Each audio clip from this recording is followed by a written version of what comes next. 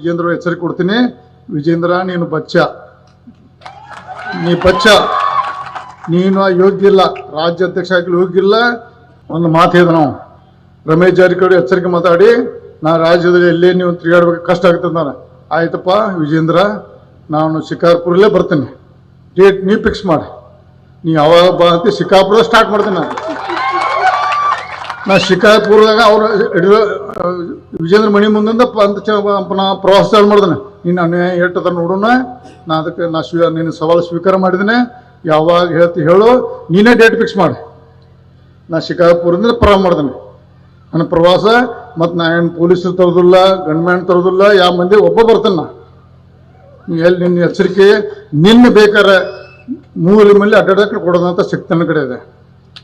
ನಿನಗೆ ಬೇಕಾರೆ ನಿನ್ನ ಎಲ್ಲಿ ಬೇಕಾದ್ರೆ ನಿನ್ನ ಹೆದರ್ಸೋದ ಶಕ್ತಿ ದೇವ್ರು ನಾನು ಕೊಟ್ಟ, ಆದ್ರೆ ಅದನ್ನು ಮಾಡೋದಿಲ್ಲ. ನಿನ್ನಂತ ಕೀಳು ಮಟ್ಟ ರಾಜಕಾರಣ ಅಲ್ಲ. ಇವಾಗ ರಾಜ್ಯ ಅಧ್ಯಕ್ಷತೆ ವೈಯಕ್ತಿಕ ವಿಜೇಂದ್ರನ ಕೆಟ್ಟಿರ್ಬೋದು, ಆದ್ರೆ ಪಕ್ಷ ಅಧ್ಯಕ್ಷ ನೀನು. ನಿನಗೆ ಗೌರವ ಇದೆ. ನನಗೆ ವಿಜೇಂದ್ರ ಬಗ್ಗೆ ನಂಗೆ ಗೌರವ ಇಲ್ಲ, ಪಕ್ಷ ಅಧ್ಯಕ್ಷ ಬಗ್ಗೆ ಗೌರವ ಇದೆ. ದಯವಿಟ್ಟು ಪಕ್ಷದ ಚೌಕಟ್ಟಿನಲ್ಲೇ ಇದ್ದೇನೆ.